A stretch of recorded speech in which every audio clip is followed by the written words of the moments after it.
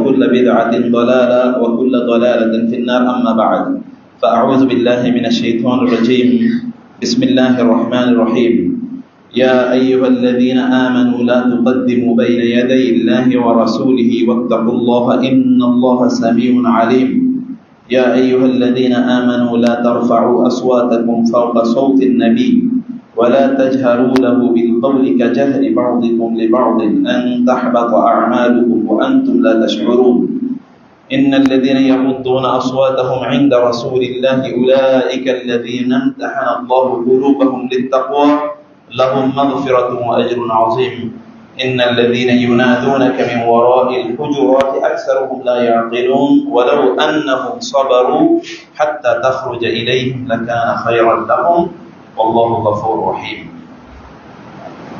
মহান আল্লাহ সুবহানাহু ওয়া তাআলা শুকর আদায় করছি তিনি আমাদেরকে জুমার সালাতে আসার তৌফিক দান করেছেন বলছি আলহামদুলিল্লাহ এবং রাসূলুল্লাহ সাল্লাল্লাহু আলাইহি ওয়াসাল্লামের উপর দরুদ এবং সালাম বর্ষিত হোক আল্লাহুম্মা সাল্লি ওয়া সাল্লিম আলা নাবিয়িকা মুহাম্মদ আল্লাহুম্মা সাল্লি আলাইহি আল্লাহুম্মা বারিক আলাইহি।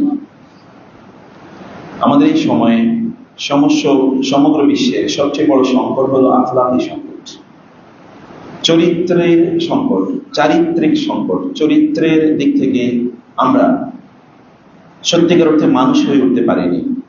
দেখতে মানুষ, কিন্তু চরিত্রগত ভাবে আল্লাহ তাআলা যেমন বলেছেন উলাইকা কাল আনআমি বাল হুম আযাল, এরা দেখতে শুনতে মানুষের মতো হলেও এদের চরিত্র হচ্ছে আনআমের মতো, চতুষ্পদ জন্তুর মতো, অথবা তার চেয়ে অনেক নিকৃষ্ট, অথবা তার চেয়ে আরো অধঃপতিত, বাল হুম আযাল, আরো দালালা, পথভ্রষ্ট এবং পথের দিক থেকে তারা আরো অধঃপতিত অবস্থায় আছে। আমরা অনেক বেশি যেই দিকে কনসার্ন তা হলো আমরা হয়তো আমাদের ঈমান এবং আমল এই দুটোর ক্ষেত্রে আমরা অনেক আলোচনা করি অথবা শুনি, এ ব্যাপারে আমাদের কনসার্ন আছে, উদ্বেগ আছে, উৎকণ্ঠা আছে, কিন্তু আমাদের আখলাকের ব্যাপারে সত্যিকার অর্থে আমাদের উৎকণ্ঠা নাই। সে কারণে সবচেয়ে আখলাকের দিক থেকে পিছিয়ে আছে হচ্ছে মুসলিমরা গোটা পৃথিবীতে। গতকাল আমরা গল্প বলছিলাম এক জায়গায়, তো কেউ একজন বললেন আমেরিকানদের একজনের সাথে, তিনি আরবে কাজ করছিলেন, বলেন যে তোমাদের তার কথাবার্তা কখনো খুব উত্তেজিত হয় না, রাগান্বিত হয়ে কাউকে কথা বলে না, কথার মাধ্যমে আঘাত দেয় না, মানুষের উপকার করার জন্য এগিয়ে যায়, দৌড়ে যায়, সত্য কথা বলে, মিথ্যার ধারে ধারে না, কোনোভাবে ঘুরিয়ে পেছিয়ে কথাবার্তা বলে না, স্ট্রেট ফরওয়ার্ড। তো তিনি বলেন যে মুসলিম আলেম বলেন, তাকে বললাম যে তোমরা তো দেশ হিসাবে, তোমাদের দেশ এটা পৃথিবীর জন্য একটা থ্রেট, সব যুদ্ধ বিগ্রহ তোমরাই তৈরি করো এবং যত ধরনের এই পৃথিবীতে যত খারাপ জিনিসের নতুন করে আবিষ্কার হচ্ছে এগুলো অধিকাংশ তোমাদের ওইখান থেকে আসে, এরকম একটা অবস্থা। তো তুমি এত ভালো মানুষ কিভাবে? তিনি বললেন যে ওইটা আমাদের জাতীয় পলিসি, রাষ্ট্রীয় পলিসি, কিন্তু ব্যক্তিগতভাবে আমরা অধিকাংশ এরকম যে কাউকে আমরা ধোঁকা দেই না, কারো ক্ষতি করার জন্য আমরা উদ্ধত হই না, অথবা আমরা মিথ্যা বলি না, মিথ্যা বলে কখনো এগুলো হয়তো আমরা জানিও না, মানুষের সাথে সুন্দর করে কথা বলতে হয় এটা আমরা জানি। যদি জাপানিদের দেখেন তাহলে তারা তাদের শিক্ষা প্রতিষ্ঠানে বাচ্চাদেরকে প্রথমেই যা শেখায় তার মধ্যে আখলাকটা শেখায়। কাউকে দেখলে বলতে হয় হ্যালো ওদের ভাষায়, আমরা যেমন বললাম, কাউকে দেখলে বলতে হবে আসসালামু আলাইকুম, কেমন আছেন আপনি, ঠিক আছে, এবং সদা সত্য কথা বলা। ছোটবেলা আমরা দেখবেন যে আমরা আদর্শ লিপি পড়েছিলাম, সদা সত্য কথা বলিবে, তাই না? এই যে এরকম কথাবার্তা গুলো আদর্শ লিপি নামে এক ধরনের, যারা একটু মুরব্বী তারা পড়েছেন, আমিও পড়েছি। এখনকার বাচ্চারা তো হাট্টিমা টিম ইত্যাদি ছাড়া কোনো কিছু পড়ে না, ফলে মূল্যবোধ বা নৈতিকতা, আখলাক, এটি আমাদের ডেভেলপ করে না। এমনকি যারা আখলাকের কথা বলে তাদের মধ্যে আখলাকের অভাব আছে। সত্যি করতে আখলাকটা এটা তাখাল্লুকের ইস্যু।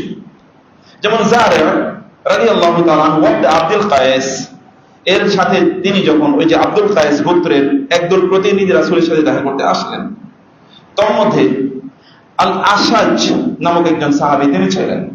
রাসূল সাল্লাল্লাহু আলাইহি ওয়াসাল্লাম তাকে দেখে বললেন যে ইন্না ফীকা খাসলাতাইনি ইউহিব্বুহুমুল্লাহু ওয়া রাসূলুহু, তোমার মধ্যে এমন দুটো চরিত্র আছে যেটা আল্লাহ এবং আল্লাহর রাসূল ভালোবাসেন। তিনি বললেন ইয়া রাসূলুল্লাহ, এই দুটো কি? তিনি বলেন তিনি নিজেই জানেন না তার মধ্যে চরিত্র আছে। তিনি বললেন ইয়া রাসূলুল্লাহ এগুলো কি? তিনি বললেন আল হুলমু ওয়াল আনাত।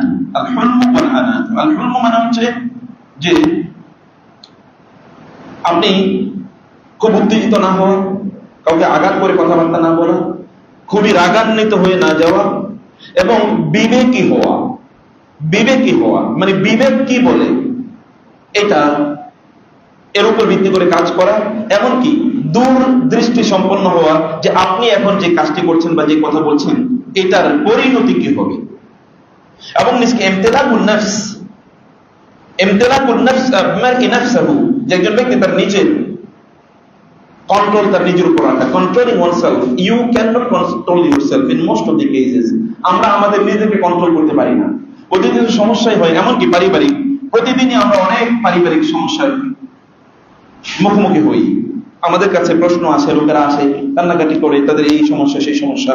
কারণ একটাই, উত্তেজনার বশত উত্তেজিত হয়ে রাগান্বিত হয়ে এমন কিছু কথা বলেছেন অথবা কাজ করেছেন যার কারণে তারা এখন স্বামী স্ত্রী হিসেবে থাকবেন কিনা এটাই তাদের কাছে এখন বড় প্রশ্ন হয়ে দাঁড়িয়েছে। এখন তারা উভয় কাঁদে, কিন্তু কোনো সলিউশন নেই, এমন একটা অবস্থা। ফলে আল হুলম মানে হচ্ছে আপনি যেমন আল্লাহ সুবহানাহু ওয়া তাআলা নবীদের কারো কারো ব্যাপারে বলেছেন হালিম, হালিমা, তিনি ছিলেন খুবই হালিম। হালিম মানে হচ্ছে he could control himself at the time of rage and anger. খুবই রাগান্বিত অবস্থায় তিনি তার নিজকে কন্ট্রোল করতে পারেন। তোমার মধ্যে এরকম একটা গুণ আছে, immediately you can control yourself. Explosion, রাগান্বিত হয়ে যায়। আমি এরকমই, কিছু কিছু লোক দেখবেন আমি প্রচন্ড রাগী, খুবই মেজাজি। এরকম কিছু লোক আছে যিনি এই কথাবার্তা বলেন তিনি কিন্তু শয়তানের এজেন্ডা তিনি বাস্তবায়ন করছেন। কারণ যেহেতু আগুনের তৈরি, এই কারণে রাগ থেকে বাঁচার জন্য রাসূল বলেন ফালিয়াতাওয়াদ্দা, তিনি যেন ওযু করেন, ওযু করে তার রাগ কমে যাবে। তারপরে যদি না কমে তাহলে সুম্মা লিউসাল্লি রাকাতাইন, সেই জন্য 2 রাকাত নামাজ আদায় করে, এরকম বলেছেন। তিনি বলেছেন কেউ যে রাগান্বিত হয় তাহলে সেই জন্য ওই জায়গাটা ত্যাগ করে, কারণ যেই জায়গায় তিনি রাগ করেছিলেন that is the place infested by শয়তান। ওই জায়গাটি শয়তান কি করেছে? কলুষিত করে রেখেছে। শয়তান ওই জায়গাটি আপনার আক্রমণ করে রেখেছে, আক্রান্ত করে রেখেছে, সে কারণে ওইখান থেকে সরে যেতে হবে। তিনি বলেছেন যদি কেউ রাগান্বিত হয় তাহলে সে দাঁড়িয়ে থাকলে বসে পড়বে, বসে থাকলে শুয়ে পড়বে। এই যে সাইকোলজি, আবার শয়তান থেকে নিজকে মুক্ত করার প্রেসক্রিপশন, এটি আল হুরুম এর বিপরীত। অথবা আল হুরুম এর বিপরীত হলো আল আদাব। আর আল হুরুম মানে হচ্ছে আপনি নিজকে ইউ ক্যান কন্ট্রোল ইউরসেলফ। একজন ব্যক্তি এখন পৃথিবীতে মোটিভেশনাল স্পিকাররা সারা পৃথিবী জুড়ে কোটি কোটি ডলার তারা কামাচ্ছে মোটিভেশন দিয়ে। মোটিভেশন কি জানেন? মানে হচ্ছে আপনাকে বলবে আপনি কিভাবে আপনার নিজকে কন্ট্রোল করবেন, এই ব্যাপারে আপনি কন্ট্রোল ইউরসেলফ, এরকম বই পাওয়া যায় বাজারে। কিন্তু আল্লাহ রাসূল সাল্লাল্লাহু আলাইহি ওয়াসাল্লাম 1500 বছর আগে মোটিভেশন দিয়ে গেছেন। মোটিভেশন না, মোটিভেশনাল স্পিকাররা তো ভুয়ার উপর কথাবার্তা বলে, এগুলো কোনো বাস্তবতা নেই। তিনি নিজেই মোটিভেটেড না। পৃথিবীর সবচেয়ে বড় মোটিভেটর ডেল কার্নেগি বা এরকম, এরা পরবর্তীতে নিজেরাই আত্মহত্যা করেছেন বলে প্রমাণিত হয়, এরকম রিপোর্ট আছে। যাই হোক, মোটিভেশন, আমাদের দেশে বহুত মোটিভেশনাল স্পিকার আছে। আমি ইসলামিক স্পিকারদের কথা বলছি না, কারণ the Quran and the Sunnah, Quran এবং সুন্নাহ তো মোটিভেশনের কথাই বলে। ইয়া আইয়ুহান নাবী ইউহারিদুল মুমিনিনা আলাল কিতাল, হে নবী আপনার বিশ্বাসীদের, অনুসারীদের আপনি যুদ্ধের জন্য তাদেরকে অনুপ্রাণিত করুন। এটা যদি মোটিভেশনের অর্থ হয়, নো প্রবলেম। রাসূল সাল্লাল্লাহু আলাইহি ওয়াসাল্লাম সেটি বলেছেন, আল্লাহ বলেছেন আপনি জান্নাত পাবেন এই কাজ করলে, এটা মোটিভেশনও বটে, কিন্তু এটা বাস্তবতা, সত্যের উপর নির্ভর করে। আর এদের মোটিভেশন পুরোটাই বানোয়াট, মিথ্যাবাদিতার উপর নির্ভর করে তৈরি হয়। যাই হোক, আমি বলছিলাম যে তার মধ্যে একটা আছে আল হুলম। জাহেলি যুগের লোক, তিনি মাত্র মুসলিম হয়েছেন অথবা মুসলিম হওয়ার আগে রাসূল সাল্লাল্লাহু আলাইহি ওয়াসাল্লাম কথা বলছেন। এবং আল আনা মানে হচ্ছে ধীর স্থিরতা, ধীর স্থির ভাবে তিনি কাজটা করেন। রাসূলুল্লাহ সাল্লাল্লাহু আলাইহি ওয়াসাল্লাম বলেছেন আত-তুকদাতু ফি কুল্লি শাইইন খায়রুন ইল্লা ফি আমালিল আখিরাহ, সব কাজের ক্ষেত্রে ধীর স্থিরতা কল্যাণকর, উত্তম, কিন্তু ইল্লা ফি আমালিল আখিরাহ, আখিরাতের কাজের ক্ষেত্রে আমাদেরকে দ্রুত কাজটা শুরু করতে হয় দ্রুত, শেষ করতে হয় কি আস্তে আস্তে। দুনিয়ার কাজ শুরু করতে হয় আস্তে আস্তে, শেষ করতে হয় দ্রুত। আর আমরা পুরাটাই উল্টা জগতে আছি, আখিরাতের কাজ শুরু করি দেরি করে আর শেষ করি কি তাড়াহুড়া করে। দুনিয়ার কাজ শুরু করি তাড়াহুড়া করে, শেষ করি কি ধীরে ধীরে। একজন লোক প্রতিদিন যদি তিনি 24 ঘন্টার মধ্যে তিনি যদি 6 বা 7 ঘন্টা ঘুমান, এর মধ্যে তিনি 16 ঘন্টা 17 ঘন্টা বা 18 ঘন্টা তিনি যদি জেগে থাকেন, তাহলে প্রায় দেখবেন 18 ঘন্টায় দুনিয়া নিয়ে ব্যস্ত। কখনো খায়, কখনো টয়লেটে যায়, কখনো গল্প করে, কখনো সোশ্যাল মিডিয়াতে সার্ফিং করে, আবার কখনো কখনো চাকরি বাকরি ব্যবসা বাণিজ্য করে। এর বাইরে কিছুই নাই। আল্লাহর ইবাদত বা আল্লাহর জন্য তার টাইম নাই, খুবই কম টাইম আছে। ওই কাজগুলো খুবই দ্রুত করে।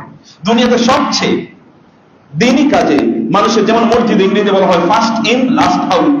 একদল লোক আছে যারা সবার আগে আসে সবার পরে যায়, আরেকদল লোক আছে লাস্ট ইন ফার্স্ট আউট, সবার শেষে ঢোকে।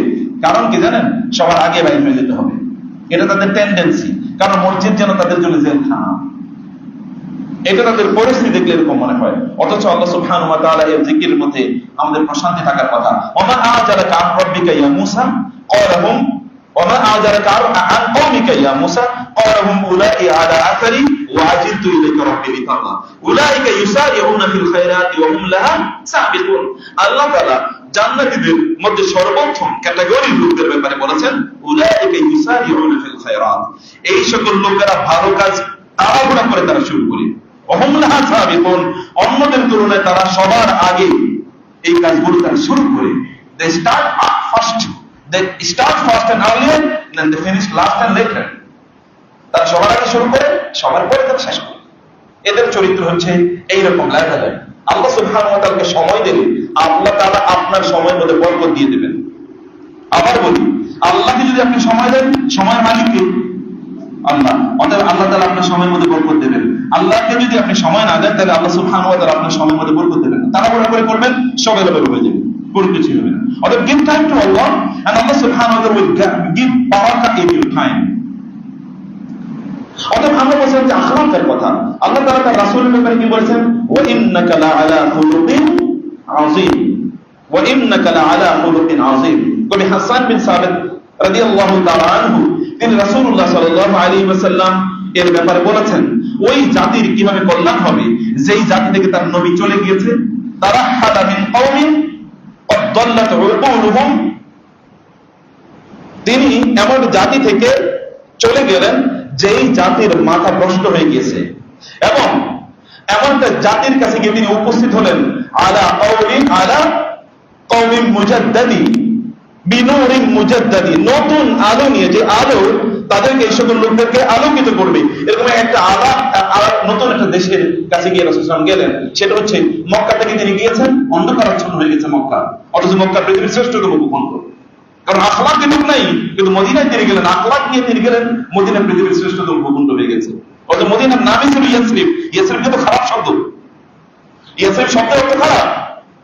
লা তাসরিবা আলাইকুম আল-ইয়াওম, প্রতিশোধ পরায়ণতা, অমঙ্গল ইত্যাদি অর্থে ইয়াসরিব শব্দটি ব্যবহৃত। এই দেশের নামই ছিল ইয়াসরিব। এটার নাম ছিল মক্কা, মক্কা, যেখানে লোকেরা অবশ্যই আসতে হবে। উম্মুল কুরা ওয়া মান হাওলাহা, উম্মুল কুরাকে আল্লাহ সুবহানাহু ওয়া তাআলা উল্লেখ করেছেন ওয়া হাযাল বালাদিল আমিন ওয়া মান দাখালাহু কানা আমিনা। কিন্তু সেই মক্কার অবস্থা কি হয়েছিল? রাসূল নাই, এটা অন্ধকারের মধ্যে নিমজ্জিত হয়ে গেছে, এবং তিনি সেটাকে আবার আলোকিত করার জন্য তিনি এটাকে লিবারেট করেছেন, এটাকে তিনি মুক্ত করেছেন, স্বাধীন করেছেন। আবার 8 বছর পর মক্কা বিজয়ের বছরে। অতএব প্রিয় ভাইরা আমার, বোনেরা আমার, আখলাকের দিকে আমাদের গুরুত্ব দেওয়া দরকার। আমি রাসূলুল্লাহ সাল্লাল্লাহু আলাইহি ওয়াসাল্লামের আখলাকের অনেক আলোচনা এর ইস্যু আছে, আমি সেদিকে যাব না। আমি কেবল আপনাদের কাছে ধারাবাহিকভাবে কয়েকটা জিনিস কেবল আজকে বলতে চাই, আল্লাহ যদি তৌফিক দান করেন। তাহলে রাসূলুল্লাহ সাল্লাল্লাহু আলাইহি ওয়াসাল্লাম কোন কোন জিনিসগুলো পছন্দ করতেন, কমপক্ষে এতটুকু করেন। সাহাবায়ে কেরাম রাদিয়াল্লাহু তাআলা, যেমন আনাস রাদিয়াল্লাহু তাআলা আনহু, তিনি দেখলেন রাসূলুল্লাহ সাল্লাল্লাহু আলাইহি ওয়াসাল্লাম এক বাসায় গিয়ে বললেন যে তোমাদের কি কোনো তরকারি আছে? খাবার কিছু আছে? বই কিছু নাই। কি আছে? একটু রুটি, টুকরো ভাঙ্গা টুকরো, আস্ত রুটি না, খেয়েছে, খাওয়ার পরে যে একটু ভাঙ্গা অংশ রয়ে গেছে, এই অংশ এতটুকু আছে, বলে নিয়ে আসো। আশা হলো তরকারি আছে? তরকারি হালমিন ওদুমিন না, কোনো তরকারি না। কি আছে? একটু খাল আছে। খাল মানে হচ্ছে সিরকা।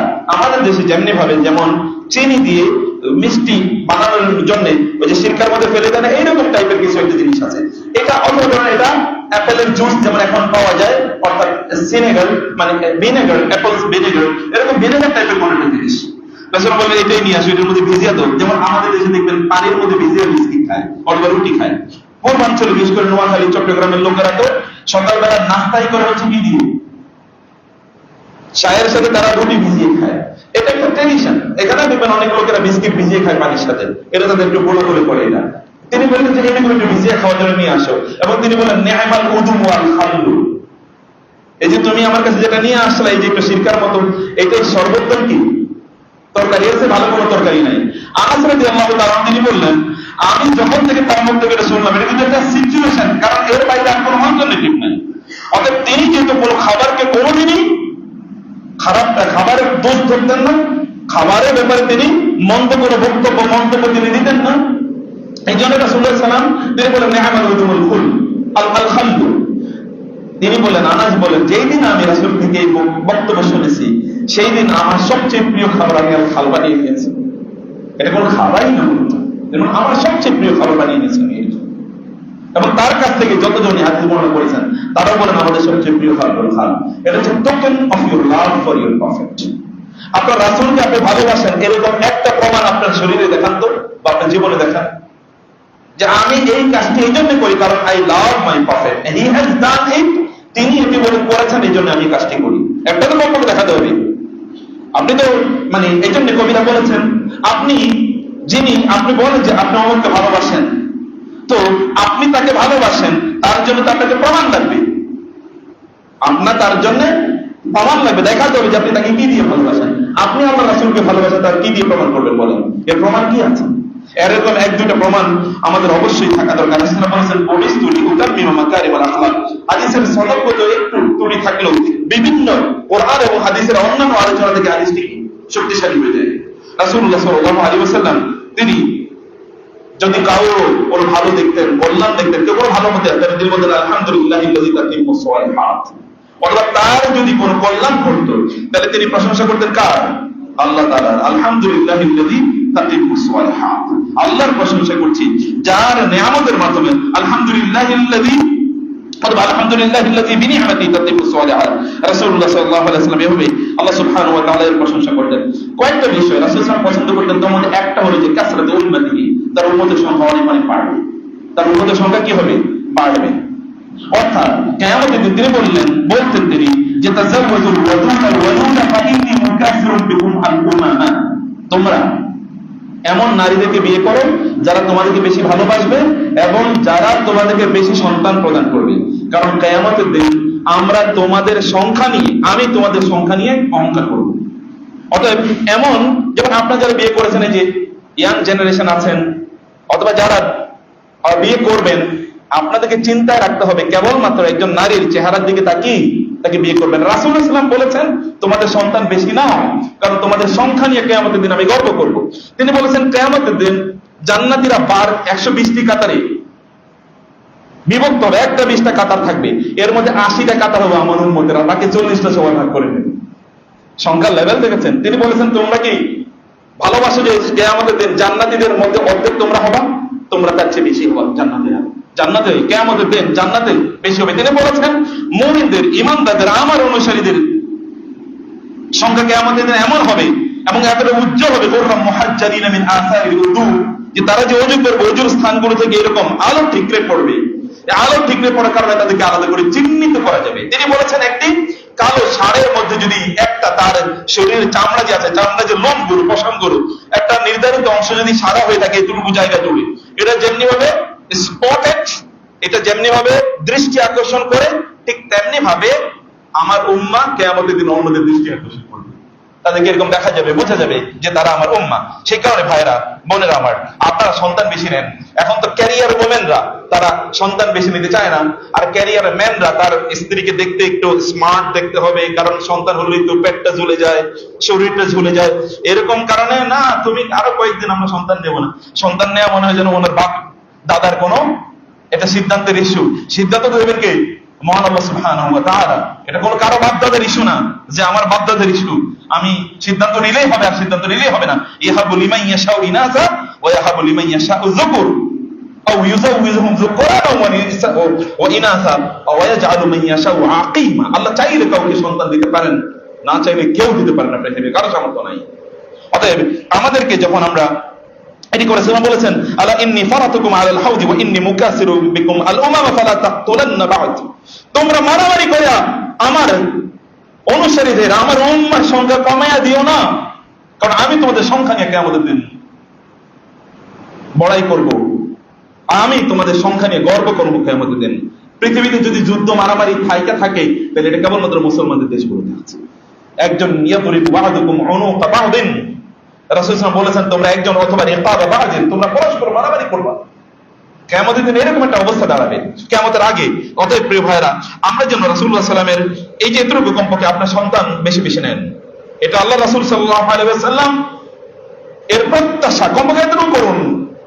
সন্তান বেশি হলেই মানুষ বিপর্যস্ত হয় না, কারণ ওয়া'মুর আহলাকা বিস-সালাতি ওয়াসতাবির আলাইহা লা নাসআলুকা রিজকা লা তাকতুলু আওলাদাকুম খাশিয়াতা ইমলাক লা তাকতুলু আওলাদাকুম মিন ইমলাক নাহনু নারযুকুকুম ওয়া ইয়্যাহুম নাহনু নারযুকুহুম ওয়া ইয়্যাকুম। কোরআনে বারবার আল্লাহ তাআলা বলেছেন আমরা তোমাদেরকে খাওয়াই তাদেরকে খাওয়াই। আল্লাহ সুবহানাহু বলেছেন যে ওয়া'আনকিহুল আয়ামা মিনকুম ওয়াস-সালিহিনা মিন ইবাদিকুম ওয়া ইমাইকুম ইন ইয়াকুনু ফুকারা ইউগনিহুমুল্লাহু মিন ফাদলি। তোমরা বিয়ে দাও তোমাদের সন্তানদেরকে দিনদার পাত্র পাত্রী দেখে পরস্পরকে বিয়ে দাও। যদি তারা গরিব হয়ে থাকে বিয়ের কারণে আল্লাহ তাআলা তাদের সম্পদ বাড়িয়ে দেবেন। আমরা আমাদের সন্তানদেরকে বিয়ে করাই না, একটু প্রতিষ্ঠিত হই না। কিসের প্রতিষ্ঠা কাকে বলে? প্রতিষ্ঠাকে মুসলমানদের কোনোদিন মুসলমানদের ডিকশনারিতে শব্দই ছিল না। করে প্রতিষ্ঠা মানে কি? প্রতিষ্ঠা মানে একটা ম্যাটেরিয়ালিজম, বস্তুবাদ। এটা মুসলমানদের শব্দই না, কিন্তু এই শব্দটা আমরা হায়ার করে এটাকে আমাদের ফিলসফি অফ লাইফ বানিয়ে নিয়েছি। সন্তানদের সময় হলে তাদেরকে বিয়ে দেন, এটা কোরআন এবং সুন্নাহর নির্দেশ। কমপক্ষে রাসূল সাল্লাল্লাহু আলাইহি ওয়াসাল্লাম তিনি যুবক 25 বয়সে তিনি বিয়ে করেছেন। কমপক্ষে 25 ছেলেদের বিয়ে করুন কমপক্ষে। এর যে বেশি জন ছেলেদের ব্যাপারে আমি বলছি, তো এটা আপনারা করবেন। রাসূলুল্লাহ সাল্লাল্লাহু আলাইহি ওয়াসাল্লাম তিনি তীর মারাকে তিনি পছন্দ করতেন। তীর মারাকে তার মানে যুদ্ধের জন্য প্রিপারেশন নেন। রাসূলুল্লাহ বলেছেন ইরমু ফা ইন্না আবাকুম কানা রামিয়া, তোমরা তীর মারো, তোমাদের বাবা ইসমাঈল আলাইহিস সালাম তিনি তীরন্দাজ ছিলেন। রাসূলুল্লাহ সাল্লাল্লাহু আলাইহি ওয়াসাল্লাম তিনি বলেছেন ইরমু ওয়ারকাবু, তোমরা তীর মারো এবং ঘোড়ায় চড়া শেখো। কারণ আনতারমু আহাব্বু ইলাইয়া মিন আনতারকাবু, তোমরা তীর মারা শেখা এটা আমার কাছে তোমরা ঘোড়ায় চড়া শেখার চেয়ে অনেক অনেক বেশি উত্তম। তীর মারার হচ্ছে প্রস্তুতি নেয়া। তীর মারা আরো অনেক সাইকোলজি আছে, টার্গেট ফিক্স আপ করা, যে আপনি টার্গেটে চলবেন। অধিকাংশ লোকেরই লক্ষ্যভ্রষ্ট। আপনার যেমন আপনি দেখবেন কোরআন 5 মিনিট পড়তে গিয়ে আপনার কনসেন্ট্রেশন ধরে রাখতে পারেন না।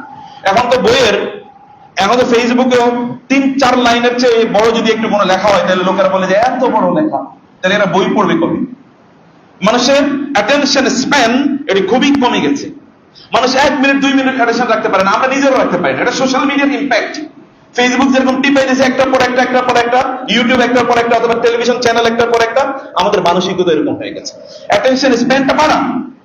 অনেক লম্বা সময় জুড়ে কোরআন তেলাওয়াত করুন, লম্বা সময় জুড়ে সিজদা দেন, অ্যাটেনশন স্প্যান বাড়বে। আপনি তখন মোর প্রোডাক্টিভ হতে পারবেন। যারা পৃথিবীতে রিসার্চার, বিজ্ঞানী, জ্ঞানী, তারা দেখবেন একই জায়গায় তারা দীর্ঘক্ষণ যারা ধ্যান করতো, ফর এক্সাম্পল, অথবা রাসূলুল্লাহ সাল্লাল্লাহু আলাইহি ওয়াসাল্লাম তিনি নবী হওয়ার আগে তিনি যে হেরা গুহায় তিনি যে বসে সেখানে ইয়াতাহান্নাস ওয়া ইয়াতাআব্বাদু, তিনি সেখানে আল্লাহর ইবাদত করতেন। ইয়াতাআব্বাদু এটা ওই যে সুফিরা যেরকম বলে ওখানে ধ্যান করেছেন, ইস্যুটা এরকম না। তিনি সেখানে চিন্তা করেছেন, ভেবেছেন যদি এটাকে মুরাকাবা বলে আমার আপত্তি নাই, কিন্তু তার ইস্যুটা এখানে এদের মতো এরকম মুরাকাবার ইস্যু ছিল না। তিনি সেখানে ভেবেছেন এই সমাজ আসলে করে কি। কারণ আপনি যদি চিন্তা করতে চান তাহলে আপনাকে এটা নির্জন প্লেস লাগবে, যুগ যুগ ধরে আপনাকে আলাদা হয়ে যেতে হবে, যুগ যুগ ধরেই এটা করতে হয়। এখনো যারা জ্ঞানী গুণী তারা আলাদা হয়ে যান, মি টাইম, সলিটারি টাইম এটা লাগে। রাসূলুল্লাহ সাল্লাল্লাহু আলাইহি ওয়াসাল্লাম তিনি এরকম সময় তিনি ভাবতেন। আমি বলছি আপনাদেরকে এরকম একটা অ্যাটেনশন স্প্যান আপনাদের ডেভেলপ করা দরকার, আপনার চিন্তা করা দরকার। অ্যাটেনশন যেন আপনাদের বাড়াতে পারে। রাসূলুল্লাহ সাল্লাল্লাহু আলাইহি ওয়াসাল্লাম আল্লাহ তাআলা বললেন ওয়া'iদ্দু লাহুম মাসতাতা'তুম মিন কুওয়াতিন ওয়া মিন রিবাতিল খাইল তুরহিবুনা বিহি আদুওয়াল্লাহি ওয়া আদুওয়াকুম। আল্লাহ শত্রুদের বিরুদ্ধে আপনার প্রস্তুতি কি বলেন তো?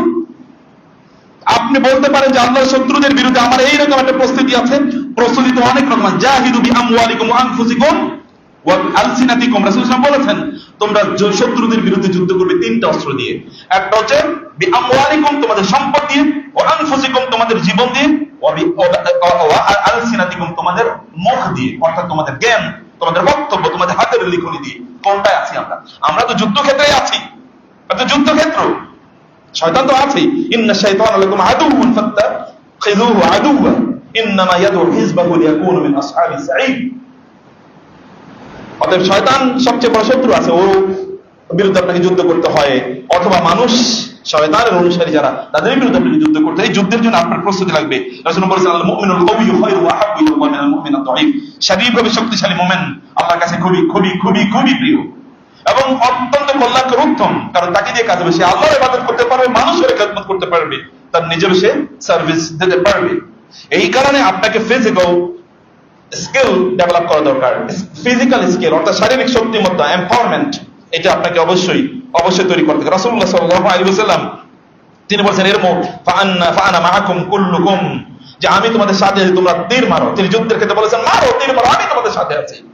যোদ্ধাদেরকে রাসূলুল্লাহ সাল্লাল্লাহু আলাইহি ওয়াসাল্লাম তিনি এই কথা বলেছেন। অতএব এরকম কোন একটা স্কিল কমপক্ষে আপনাদের ডেভেলপ করা দরকার। আমি যুদ্ধের আধুনিক অনেক ধরনের কথা আপনাদেরকে বলেছি, যে অন্তত একটা স্কিল আপনাদের অথবা আপনাদের সন্তানদের মধ্যে ডেভেলপ করে দেন। রাসূলুল্লাহ সাল্লাল্লাহু আলাইহি ওয়াসাল্লাম এর আগে আমি যেটি বলেছি, অর্থাৎ তিনি খুব ধীর স্থির থাকা এবং তিনি কোন কাজ তিনি ধীর স্থির ভাবে শুরু করে, এটাকে রাসূলুল্লাহ সাল্লাল্লাহু আলাইহি ওয়াসাল্লাম পছন্দ করতেন। যেটা আমি আল আশআজ রাদিয়াল্লাহু তাআলা আনহু এর তার যে দুটো বৈশিষ্ট্য তার কথা বলেছি, রাসূলুল্লাহ সাল্লাল্লাহু আলাইহি ওয়াসাল্লামকে তিনি বলেন, ইয়া রাসূলুল্লাহ, আমি কি এই দুটো বৈশিষ্ট্য আমি নিজে অর্জন করেছি নাকি আল্লাহ জাবালানি আলাইহিমা, আল্লাহ তাআলা আমাকে এই দুটো গুণ দিয়ে তৈরি করেছেন। রাসূলুল্লাহ সাল্লাল্লাহু আলাইহি ওয়াসাল্লাম বললেন, আল্লাহ তাআলা তোমাকে এই দুটো গুণ দিয়ে তৈরি করেছেন, বিল্ট ইন ইওর ক্যারেক্টার, তোমার চরিত্রের মধ্যে দুটো গুণ আছে।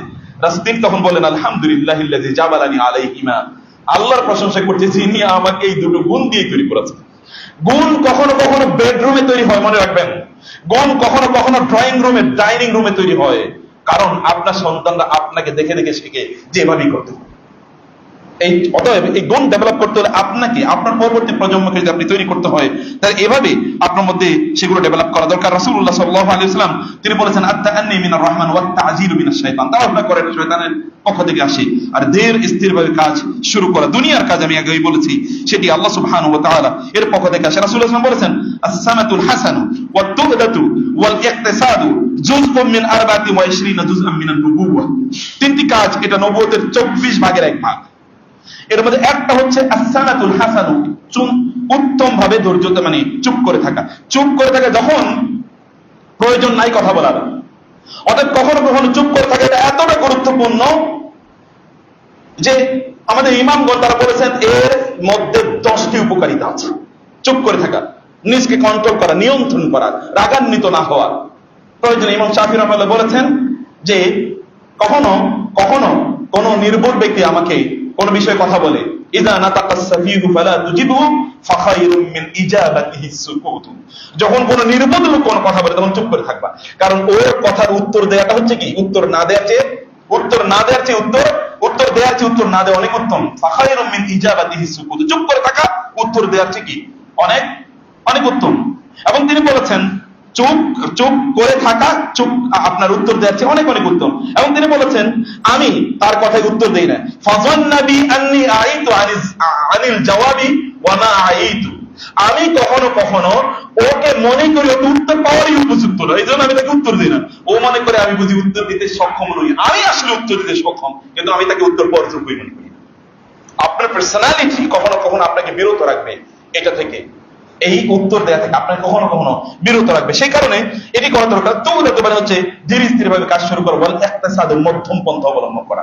আমরা ইদার এক্সট্রিমে চলে যাই, হয় দুই প্রান্তিকতা, হয় চরম উত্তেজিত অথবা একেবারে কি চরম অবনমিত, মানে কোনো কিছু নেই, হয় মাথা সবার নিচে অথবা একেবারে অহংকারী উত্তত।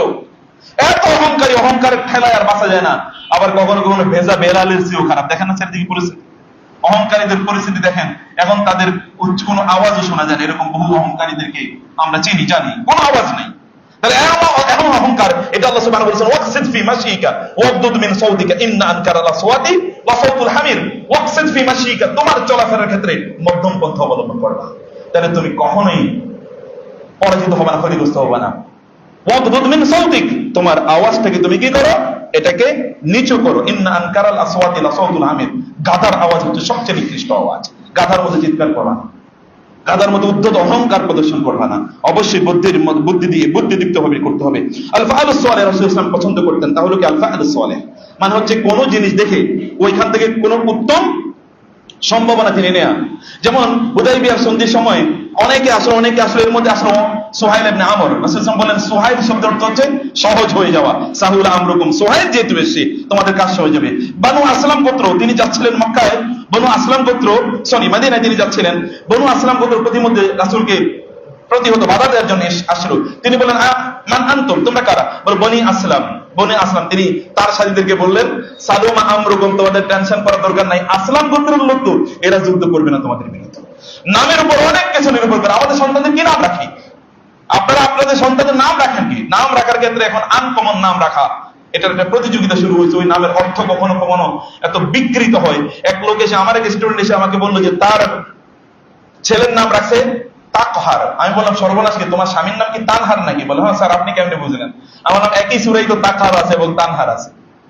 ও আম্মা সাইলা ফালা তানহার। এর আগে কি? ফাম্মাল ইয়াতীমা ফালা তাকহার, ও আম্মা সাইলা ফালা তানহার। একটার মানে হচ্ছে গলা ধাক্কা দিয়ে বের করে দেয়া, আর একটার মানে হচ্ছে ধমক দিয়ে বসিয়ে দেয়া। নাম রাখছে হলো তাকহার এবং তানহার। বললাম সর্বনাশ, এই নাম রাখছো কেন? কে রাখছে? বলে স্যার আমার শ্বশুর রাখছে। নাম চেঞ্জ করো। শ্বশুরকে কি বলবা? স্যার বলছে নাম চেঞ্জ করে দিতে। বলে স্যার তাইলে আমি আর ওই বাসায় থাকতে হবে, আমার উনি ঘাট ধাক্কা দিয়ে বের করে দেবেন। উনি গোড়া ইসলামিস্ট। গোড়া ইসলামিস্ট মানে হচ্ছে কিছু লোক আছে দেখবেন ইসলাম সম্পর্কে কিছুই জানে না, কিন্তু মহাপণ্ডিতের ভাব নেই, বহুত বড় বুজুর্গ আলেম, মানে বুজুর্গ আবেদ, এইরকম টাইপের কিছু লোক আছে সমাজে। জ্ঞান, দিনের জ্ঞান অর্জন করা ফরজ, এরপরে আমল। এরকম পরিস্থিতি। নাম রাসূলুল্লাহ সাল্লাল্লাহু আলাইহি ওয়াসাল্লাম তিনি কখনো কখনো তিনি কি করতেন? নাম থেকে তিনি সুন্দর জিনিস নিতেন। আল কালিমাতু সালিহাতু ইয়াসমাউহা আহাদুকুম, মানে কোন একটা সুন্দর শব্দ শোনা, ভালো শব্দ বলা। কখনো কখনো দেখবেন রাসূল সাল্লাল্লাহু আলাইহি ওয়াসাল্লাম যদি অসুস্থ ব্যক্তিকে দেখতে যেতেন, তিনি বলতেন লা বাসা তাহুর ইনশাআল্লাহ, আরে ভালো হয়ে যাবে, ভালো হয়ে যাবে। আমরা কি বলি, আরে তোমার অসুখ কেমনে এরকম হইল? ওই লোকের আরো দোষিয়ে দেওয়া হলো। No, true, say something positive, positive কোনো কিছু বলা, এটা রাসূলুল্লাহ সাল্লাল্লাহু আলাইহি ওয়াসাল্লামের অভ্যাস ছিল। তিনি যখন কাউকে দেখতেন তখন তাকে দেখে বলতেন ইয়া নুজাইহু ইয়া রাশিদু, ইয়া নুজাইহু ইয়া রাশিদু। জাহেলি যুগের লোকেরা তাদের সন্তানদের নাম রাখতো কাল। কাল মানে কি? ডগ, কুকুর নাম রাখতো। আবার তারা নাম রাখতো হলো আসাদ, সিংহ। তারা নাম রাখতো কি? জিহ্ব, নেকড়ে, বাঘ। এটা তাদের সন্তানদের নাম রাখতো তারা এগুলো। আর তাদের গোলামদের নাম রাখতো রাজেহ, নাশমানি, তারপর কি নাফে, রাশেদ ইত্যাদি ইত্যাদি। তখন তাদেরকে বলা হতো যে তোমরা এরকম নাম রাখছো কেন? বলে আমাদের ছেলেরা তারা যেন যোদ্ধা হয়, আর আমাদের কাজের লোকগুলো যেন অনুসারী, ভালো মানুষ হয়, ওদের আখলাক যেন ভালো থাকে। এদের আখলাক হবে নেকড়ে বাঘের মতো ছেলে মেয়ে, আমাদের সন্তানদের, আর ওদের আখলাক যেন ভালো থাকে। পুরোটা সিস্টেম, আমাদের সিস্টেম এরকম। নাম এর উপর অনেক অনেক কিছু নির্ভর করে। রাসূলুল্লাহ সাল্লাল্লাহু আলাইহি ওয়াসাল্লাম তিনি আমাদেরকে বলেছেন যে তোমরা ভালো নাম রাখাও, কারণ কিয়ামতের দিন আল্লাহ সুবহানাহু ওয়া তাআলা তোমাদেরকে তোমাদের পিতাদের নাম ধরে কিয়ামতের দিন আল্লাহ সুবহানাহু ওয়া তাআলা তোমাদেরকে ডাকবেন। অতএব ভালো নাম রাখার জন্য রাসূলুল্লাহ সাল্লাল্লাহু আলাইহি ওয়াসাল্লাম নির্দেশ প্রদান করেছেন। এটি ভালো নাম থেকে ভালো কোনো কিছু আশা করা। কোন একটা অঞ্চলের নাম, সেই আমাদের জানেন বাংলাদেশে কিন্তু এক সময় বিভিন্ন অঞ্চলের নাম পরিবর্তন করে দেওয়া হয়েছিল। যেমন আমার এলাকায় একটা জায়গার নাম ছিল, এটার নাম ছিল দুর্গাপুর বা এরকম কিছু, পরবর্তীতে এটার নাম দেয়া হলো ইসলামপুর। এবং ঘটা করে, কারণ নামের সাথে কি আছে? নামের সাথে আল্লাহ রাসূল সাল্লাল্লাহু আলাইহি ওয়াসাল্লাম এটা পলিসি, তিনি নাম পরিবর্তন করে সাহাবীকে, তোমার নাম কি? এই না, তোমার নাম এটা হতে পারে না, তোমার নাম এই। যেমন একজনের নাম বললো তোমার নাম কি? বাররা। বলে না, তোমার নামটা চেঞ্জ করো, কারণ বাররা মানে হচ্ছে পুণ্যবতী। কেউ যদি বলে যে তুমি কোথেকে এসো, বলে বাররার কাছ থেকে চলে এসেছি। তো বাররার কাছ থেকে তো আসা যায় না, পুণ্যবতীর কাছ থেকে আসা ঠিক না, অতএব তোমার নামটা পরিবর্তন করো।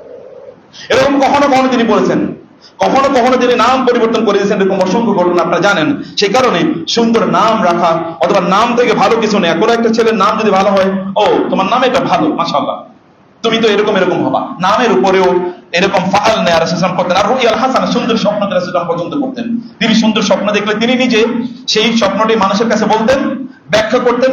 আবার অন্য কেউ সুন্দর স্বপ্ন দেখলে তিনি তার ব্যাখ্যা করে দিতেন। তবে মনে রাখতে হবে যে রাসূলুল্লাহ সাল্লাল্লাহু আলাইহি ওয়াসাল্লাম বলেছেন যে এক স্বপ্ন, আর রুইয়া বিরিজলি তাইরিন মা লাম তুআব্বার ফাইযা হুবিরাত ওয়াকাআত।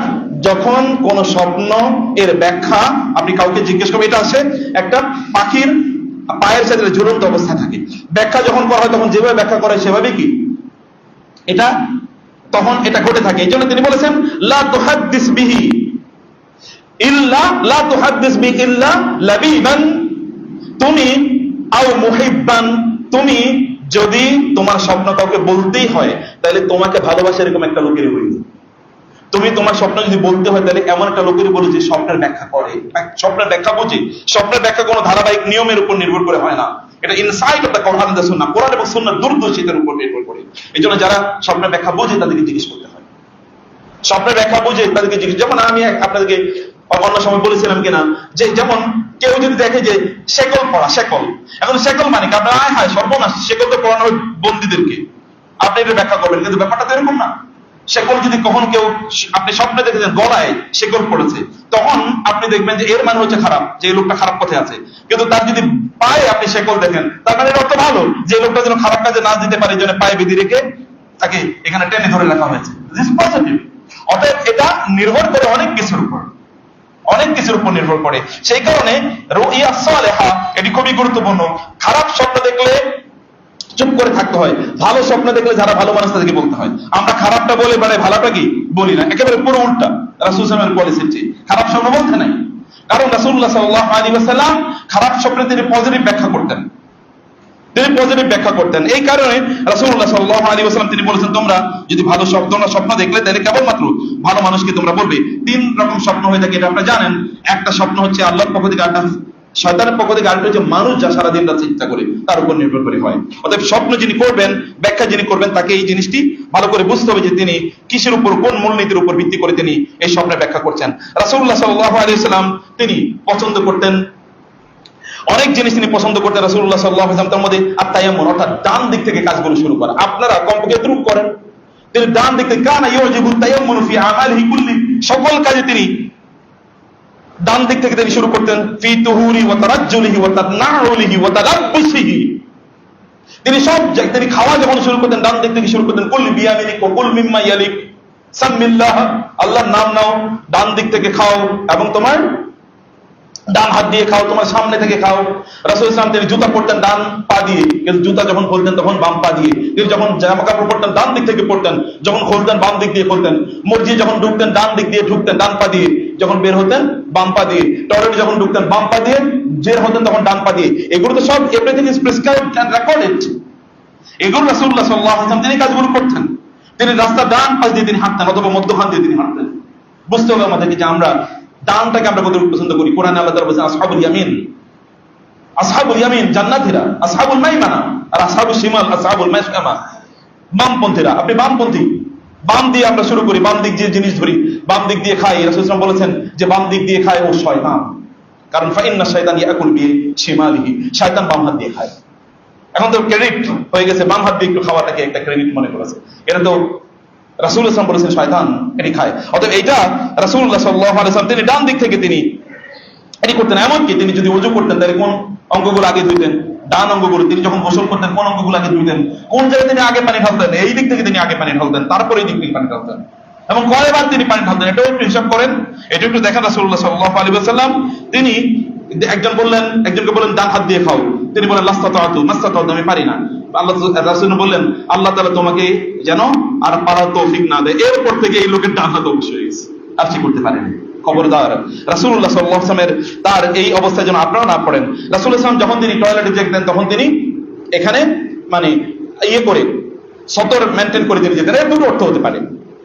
এর একটা অর্থ যে তৎকালীন আরব যুগে আধুনিক সময়ের মতো এরকম একেবারে চারদিকে দেয়াল ঘেরা এরকম টয়লেট বা ওয়াশরুম পাওয়া যেত না, সেই কারণে ওইখানে একটা সতর তিনি মেনটেন করতেন। আগে একটা কাপড় অথবা একটু দূরে গিয়ে তিনি গাছ বা পাথর বা পাহাড়ের আড়ালে তিনি বসতেন, এটা তিনি পছন্দ করতেন।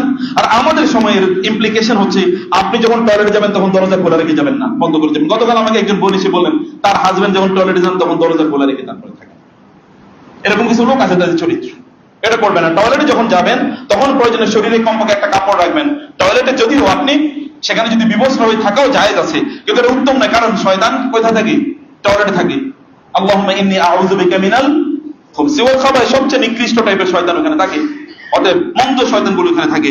সেই জায়গা থেকে আমাদের জন্য ইস্তেতার করতে হয়, যেন আমরা যেন ইস্তেতার করি, মাথায় একটু কাপড় দিয়ে থাকা। এটা সালফে সালে এটা করতেন, তার মাথার একটা কাপড় থাকতো, শরীরে একটু কাপড় থাকতো, তারা এইভাবে তাদের টয়লেট গুলো তারা ইউজ করতেন। আপনারা যখন বসেন আপনার শরীরটাকে ঢেকে বসতে পারেন টয়লেট। এখন তো টয়লেট গুলো সহজ, অনেক ফ্যাসিলিটি আল্লাহ তাআলা সহজ করে দিয়েছেন আমাদের জন্য।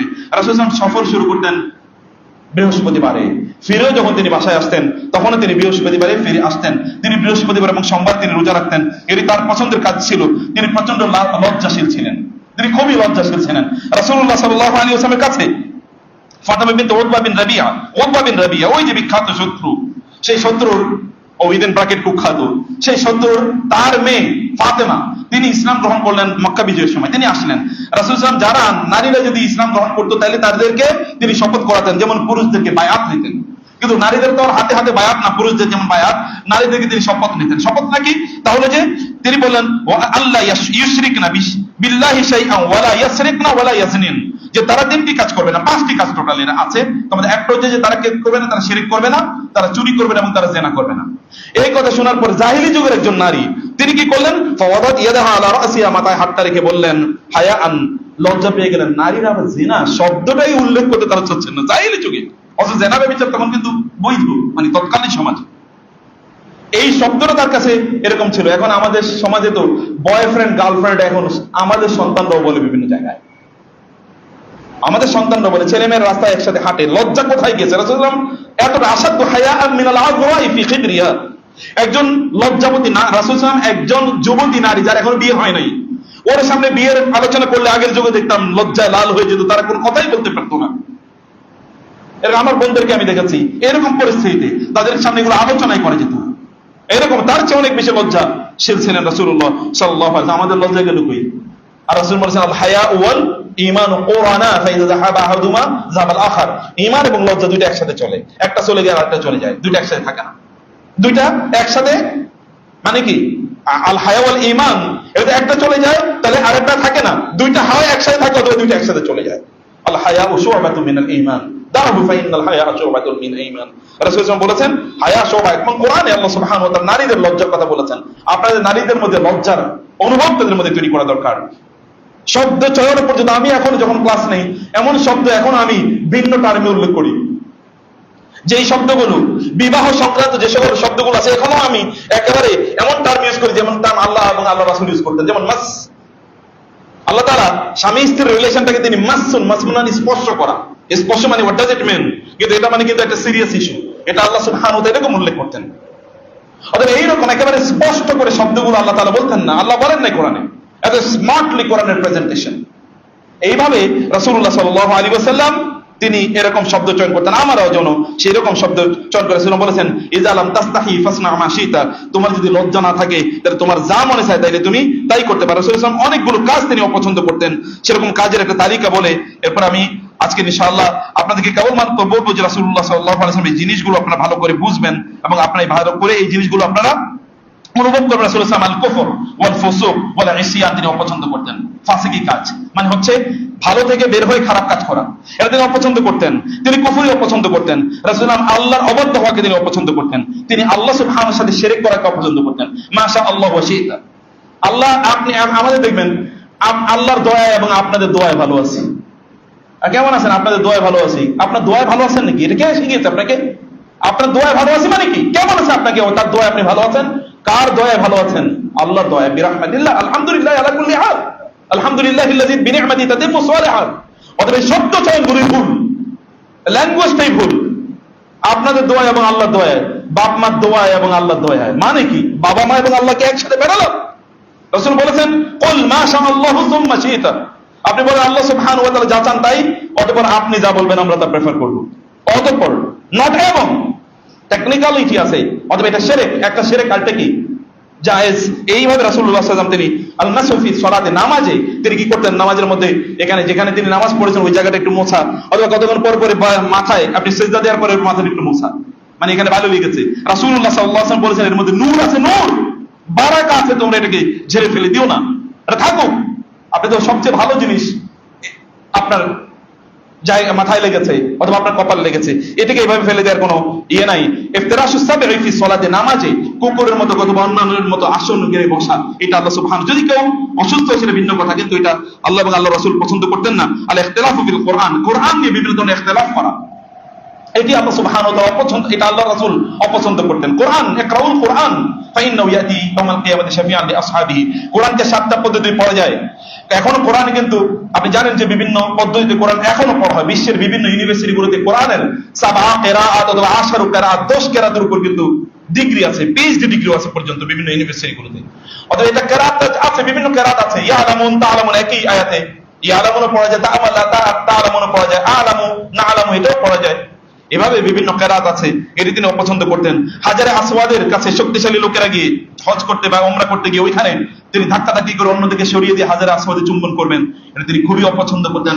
ওমর রাদিয়াল্লাহু তাআলা বলেছেন, ওমর তুমি শক্তিশালী, অতএব তুমি ওইখানে গিয়ে মানুষকে ধাক্কা দিয়ে তারপরে তুমি হাজারে আসওয়াদ চুম্বন করতে যেও না।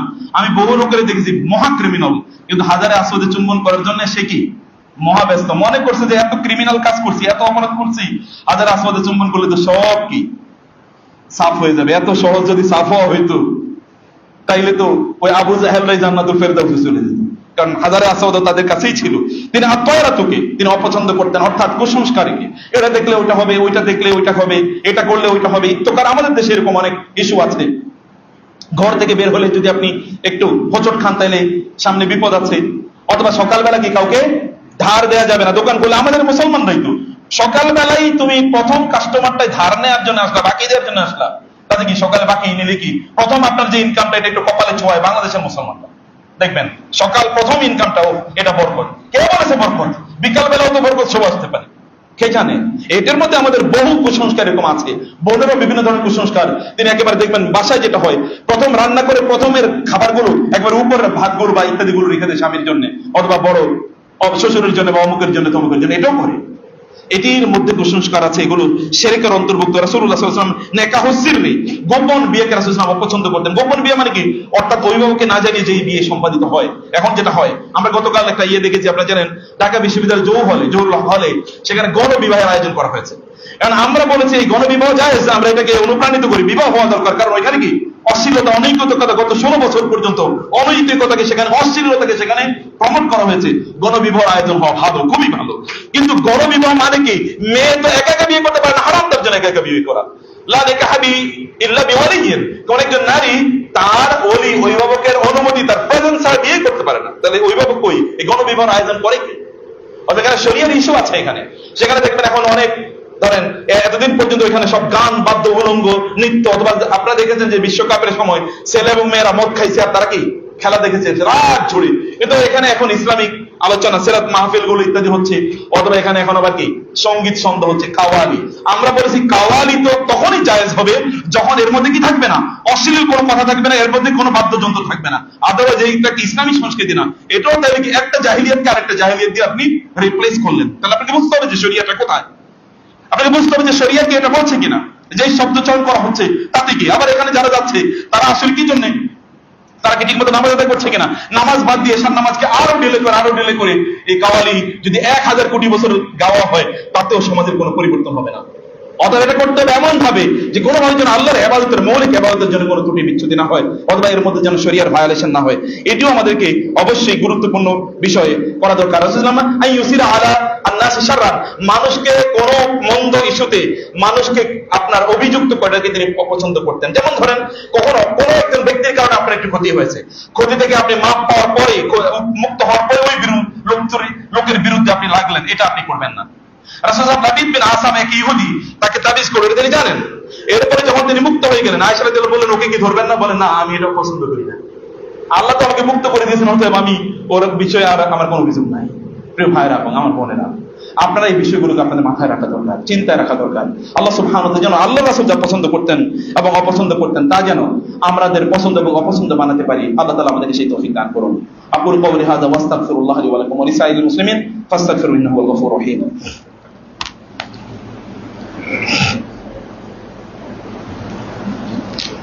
إن الحمد لله والصلاة والسلام على رسول الله وعلى آله وأصحابه ومن والاه أما بعد فأعوذ بالله من الشيطان الرجيم بسم الله الرحمن الرحيم إن الله وملائكته يصلون على النبي يا أيها الذين آمنوا صلوا عليه وسلموا تسليما اللهم صل على محمد وعلى آل محمد كما صليت على إبراهيم وعلى آل إبراهيم إنك حميد مجيد اللهم بارك على محمد وعلى آل محمد كما باركت على إبراهيم وعلى آل إبراهيم إنك حميد مجيد রাসূলের পছন্দ এবং অপছন্দের তালিকা চট করে এক মিনিটের মধ্যে কয়েকটা জিনিস বলে রাখি। তার মধ্যে তিনি মিথ্যার সাক্ষী তিনি হতেন না, যত ইস্যুই হোক না কেন। এমনকি আমরা পারিবারিক জীবনে এটা হতে পারে যে আমার এই সন্তানের পক্ষে আমি কোন একটা রায় দিলাম, অমুকের বিপক্ষে আমি কোন রায় দিলাম, অমুকের আমি একটু বেশি দিলাম, অমুকের আমি একটু কম দিলাম, অমুকের একটু বেশি ভালোবাসা দিলাম, অমুকের একটু কম ভালোবাসা দিলাম। সন্তানদের মধ্যে এটা করতে পারে, স্বামী স্ত্রীর মধ্যে তো এরকম ঘটে, যদি স্ত্রী একাধিক হয় তাহলে এরকম ঘটে, জুলুমের এরকম সীমা আছে। কিন্তু এটা যেন সন্তানদের ক্ষেত্রে না হয়। কখনো রাসূলুল্লাহ সাল্লাল্লাহু আলাইহি ওয়াসাল্লাম তার কাছে মিথ্যা ছিল সবচেয়ে ঘৃণিত, অর্থাৎ মিথ্যার কোন লেশ মাত্র যেন আমাদের জীবনে একান্তই না থাকে। তিনি আল ইকতওয়া, অর্থাৎ তিনি গরম শেক দেয়া অথবা গরম লাগিয়ে, গরম কিছু একটা জিনিস লাগিয়ে আপনার শরীরকে আপনি চিকিৎসা করে রেখে তিনি অপছন্দ করতেন। আমরা কিন্তু এখন দেখবেন যে গরম একটু সেক দেওয়ার চেষ্টা করি, গরম সেক দেওয়া জায়েজ আছে, কিন্তু এটা যেন আপনার শরীরকে কোনোভাবে আহত না করে। আমার এক আঙ্কেল তার এরকম গরম সেক দিয়ে দিতে ওই জায়গাটা পচিয়ে ফেলেছে, আমি দেখেছি। না, তারা বোঝে না কতটুকু করতে হবে। এটা একটা মেডিকেশন, একটা মেডিকেল ট্রিটমেন্ট, কিন্তু এটা তার জায়গা মতো রাখতে হবে। তিনি কখনো দুর্বল লোকের কখনো তিনি দায়িত্ব প্রদান করতেন। দুর্বল দুই অর্থ, একটা হলো চরিত্রগত দুর্বল, একটা হলো স্কিলের দিক থেকে দুর্বল। আপনি কাউকে দায়িত্ব, যেমন রাষ্ট্র কারা পরিচালনা করে, আপনি বলেন রাষ্ট্র পরিচালনার দায়িত্ব কে নেবে? যার আখলাক ঠিক আছে এবং যিনি ওই কাজটি সুন্দর করে পরিচালনা করতে পারবেন। আখলাকও ঠিক নাই, যোগ্যতা নাই, এই লোকের দায়িত্ব দেয় হারাম। আল্লাহ রাসূল সাল্লাল্লাহু আলাইহি ওয়াসাল্লাম এটি আমাদের, আল্লাহ তাআলা বলেছেন ইন্নাল্লাহা ইয়া'মুরু বিল তু'আদ্দুল আমানাতি ইলা আহলিহা। অতএব এটি করতে হবে। আল মাসালা অপ্রয়োজনীয় অনেক প্রশ্ন করা, যে প্রশ্নগুলো সবাই জানে, এগুলোই বারবার খুঁটিয়ে খুঁটিয়ে বের করানো। আপনাকে এটা করা আল্লাহ রাসূল অপছন্দ করতেন। কখনো তিনি আকাশে মেঘ দেখলে তিনি একটু অপছন্দ করতেন। যদি বৃষ্টি হতো তাহলে তিনি বলতেন আল্লাহুম্মা সাইয়্যিবান নাফিয়া, আল্লাহ আপনি আমাদেরকে উত্তম বৃষ্টি প্রদান করুন। মেঘ দেখলে তার ভয় হতো, কারণ মেঘে যদি অতি বৃষ্টি হতো তাহলে মানুষ ক্ষতিগ্রস্ত হবে। রাসূলুল্লাহ সাল্লাল্লাহু আলাইহি ওয়াসাল্লাম তিনি আত-তাসাবির, অর্থাৎ তিনি এই যে বিভিন্ন অপছন্দ করতেন, অর্থাৎ এই যে আপনার ছবি এবং ভাস্কর্য তিনি অপছন্দ করতেন। আমরা আলহামদুলিল্লাহ ভাস্কর্য মুক্ত একটা দেশ চাই, যেন আমাদের দেশটা ভাস্কর্য মূর্তি পূজা করতে চায় না। এর পাশাপাশি আমাদের দেশে পাবলিক অফিসগুলোতে ওইখানে ছবি টানানো হবে, এটারও আমরা ঘোর বিরোধিতা করি। আমরা বলি যারা রাষ্ট্র পরিচালনা করার নতুন দায়িত্ব নিয়েছেন তাদের পিছনে আমরা ছবি দেখতে চাই না, কারণ ছবি যদি থাকে তাহলে এখানে কি থাকে না, বরকত থাকে না, ওখানে আসে গে শয়তান। অতএব শয়তানের সেখানে একটা প্রভাব বিস্তার হবে। কেন আপনাকে সেটা রাখতে হবে? এটা তো আল্লাহ রাসূল অনুমোদন করেন নাই। অতএব এই জায়গাগুলোতে রাসূল সাল্লাল্লাহু আলাইহি ওয়াসাল্লাম তিনি তাজকিয়াতুন নাফস, নিজকে অনেক বেশি প্রশংসা করা, এটা তিনি অপছন্দ করতেন। তিনি আমি করেছি এটা তিনি অপছন্দ করতেন। এটা খুবই নিকৃষ্ট। এবং তিনি 10টা গুণকে রাসূল সাল্লাল্লাহু আলাইহি ওয়াসাল্লাম খুবই পছন্দ করতেন। তার মধ্যে যেমন এক তরুসম, অর্থাৎ অনেক লম্বা সময় ধরে আপনার চুপ থাকে, এবং এর মধ্যে আমরা যেগুলো আলোচনা করেছিলাম, তিনি রাসূলুল্লাহ সাল্লাল্লাহু আলাইহি ওয়াসাল্লাম কেউ তাকে দেখলে সম্মান দেখানোর জন্য দাঁড়িয়ে যাবেন, এটা তিনি পছন্দ করতেন না। এটাকে তিনি পছন্দ করতেন। যদি এর মধ্যে আরো অনেক ইস্যু আছে, সেটা আমরা পরে অন্য কোনো সময় আলোচনা করব। রাসূলুল্লাহ সাল্লাল্লাহু আলাইহি ওয়াসাল্লাম আল্লাহর জিকির করা, পবিত্র অবস্থায় আল্লাহর জিকির করাকে পছন্দ করতেন, অপবিত্র অবস্থায় তিনি আল্লাহর জিকিরকে অপছন্দ করতেন। রাসূলুল্লাহ সাল্লাল্লাহু আলাইহি ওয়াসাল্লাম তিনি প্রাণীগুলোকে অন্যায়ভাবে তিনি আহত করতেন না কোন অবস্থায়। তিনি মুসলমানদের কবরের উপর দিয়ে হেঁটে যেতে তিনি পছন্দ করতেন, ওইখানে পেশাব পায়খানা করা কবরের উপর দিয়ে যাওয়াটাকে তিনি পছন্দ করতেন না, অপছন্দ করতেন।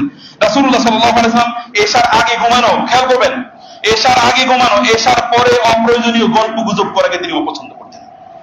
এশার আগে আমাদের বাচ্চারা দেখবেন স্কুল থেকে এসে, মাদ্রাসা থেকে এসে সন্ধ্যায় তারা টায়ার্ড হয়ে তারপরে মাগরিবের পরে ঘুমায়, এটা রাসূলও পছন্দ করতেন।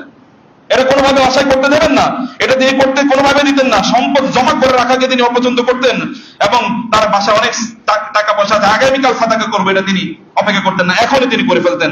তিনি অবশ্যই কাউকে তাকলিদ করাকে রাসূলুল্লাহ সাল্লাল্লাহু আলাইহি ওয়াসাল্লাম পছন্দ করতেন। তিনি সাহাবায়ে কেরামদের জন্য বিরক্তির কারণ হতে চাইতেন না। তিনি কোন অবস্থায় মানুষকে, তিনি তার পরিবারে রাতের বেলা গিয়ে হঠাৎ করে উপস্থিত হতেন না। তিনি আগে বলতেন আমি কিন্তু বাসায় আসছি। এই যে আপনারা যারা চাকরি করেন, বাসায় বলবেন যে আমি বাসায় আসতেছি, যেন আপনার স্ত্রী একটু প্রিপারেশন নিয়ে রাখতে পারে। এরকম করা, এটি রাসূলুল্লাহ সাল্লাল্লাহু আলাইহি ওয়াসাল্লাম এর তার জন্য এগুলো খুবই পছন্দনীয় কাজ ছিল, অপছন্দনীয় কাজ ছিল, এগুলো তিনি করতেন না। আল্লাহ সুবহানাহু ওয়া তাআলা রাসূলের অনুসরণে আমাদেরকে জীবন যাপন করার তৌফিক দান করুন। হে আল্লাহ, তুমি আমাদের সবাইকে তোমার রাসূলকে ভালোবাসার তৌফিক দাও, তার আখলাক আমরা যেন ধারণ করতে পারি সেই তৌফিক আমাদেরকে দাও আল্লাহ। আল্লাহ, তুমি আমাদের জীবনটাকে তোমার রাসূলের রঙে রঙিন করার তৌফিক দান করো আল্লাহ। কিয়ামতের দিন যেন আমরা তার সামনে সম্মানের সাথে দাঁড়াতে পারি সেই তৌফিক দিও। কারণ কিয়ামতের দিন একদল লোকেরই বলা হবে যে এদেরকে সুহকান লিমান গায়্যারা দীনি বাদি, আমার পরে যারা দিনকে বিকৃত করেছিল তাদেরকে আমার কাছ থেকে দূরে সরিয়ে দাও। আমরা যেন তাদের অন্তর্ভুক্ত না হই আল্লাহ। তুমি আমাদেরকে তার প্রিয়তমদের অন্তর্ভুক্ত করে নাও, যাদেরকে তিনি ভালোবাসবেন, যাদের পক্ষে তিনি কিয়ামতের দিন সুপারিশ করবেন, সেরকম ব্যক্তিদের অন্তর্ভুক্ত আমাদেরকে করে নাও আল্লাহ। তোমার আবেদ হওয়ার তৌফিক দান করো, তোমার ইবাদত করার তৌফিক দান করো, একান্তভাবে তোমার এবং তোমার রাসূলের পক্ষ থেকে যে প্রেসক্রাইবড আখলাক আছে সেই আখলাকের অধিকারী আমাদের হওয়ার তৌফিক দান করো। আমাদের দেশটাকে তুমি শান্ত করে দাও, এমন লোকদেরকে তুমি দায়িত্ব দাও যারা আমাদের জন্য কল্যাণকর এবং তোমার দ্বীনের কথা অনুসারে যারা চলবে, এমন লোকজনকে তুমি আমাদের দেশের দায়িত্ব প্রদান করো। যারা এখন দায়িত্বে আছে আল্লাহ, তুমি তাদের তৌফিক বাড়িয়ে দাও আল্লাহ। আমাদের যত সংকট আছে সকল সংকট তুমি দূর করে দাও আল্লাহ। আল্লাহ, আমাদের সকল সংকটগুলো দূর করে দাও, মানুষের সমস্যাগুলো সমাধান করে দাও, এই অঞ্চলের সমস্যার সমাধান করে দাও আল্লাহ। এই মসজিদকে কবুল করে নাও, এখানকার যা প্রয়োজন তুমি তা বুঝো, আমরা না বললেও তুমি তা জানো, তা তুমি তোমার গায়েবী খাজানা থেকে পূর্ণ করে দাও আল্লাহ। এখানকার মুসল্লিদের ঈমান এবং আমল, আখলাক, আকীদা এগুলো তুমি শক্তিশালী করে দাও আল্লাহ।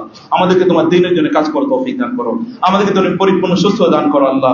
আল্লাহ, আমাদের সকল সমস্যা এবং সংকটগুলো তুমি সমাধান করে দাও আল্লাহ। ইবাদাল্লাহ রাহিমাকুমুল্লাহ, ইন্নাল্লাহা ইয়ামুরু বিল আদলি ওয়াল ইহসান ওয়া ইতাই যিল কুরবা ওয়া ইয়ানহা আনিল ফাহশাই ওয়াল মুনকারি ওয়াল বাগই ইয়াইযুকুম লাআল্লাকুম তাযাক্কারুন ফাযকুরুনি আযকুরকুম ওয়াশকুরু লি ওয়া লা তাকফুরুন। দাঁড়িয়ে